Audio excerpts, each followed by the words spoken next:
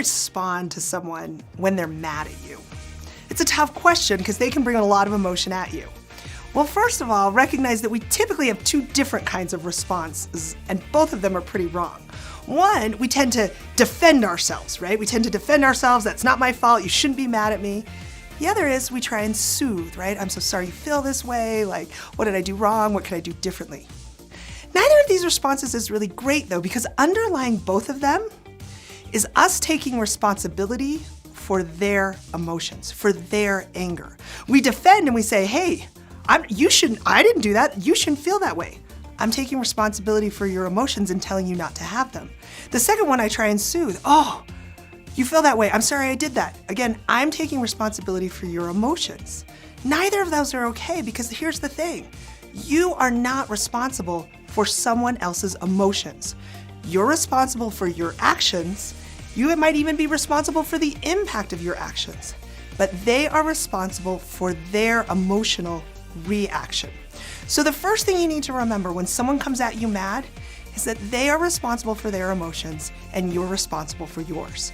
Now, that doesn't mean that you can't engage in a really productive conversation with them, and here are some ideas about what you can do. First, think about acknowledging their reaction. I can see that you're really angry. I can see that what I have done has contributed to that anger for you, right? I can acknowledge your reaction without necessarily taking responsibility for it. Second, thank them for sharing it.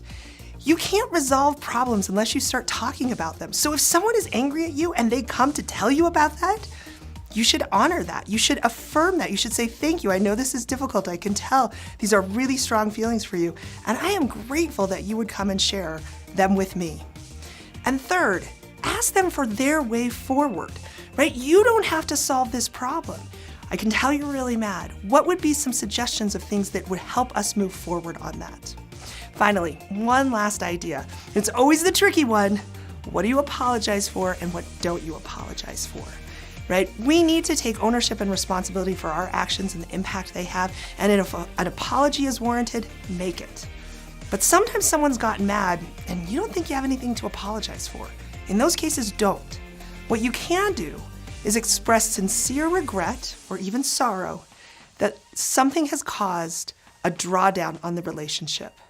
I can tell that what's happened here is drawing down on our relationship, and for that, I'm really sorry.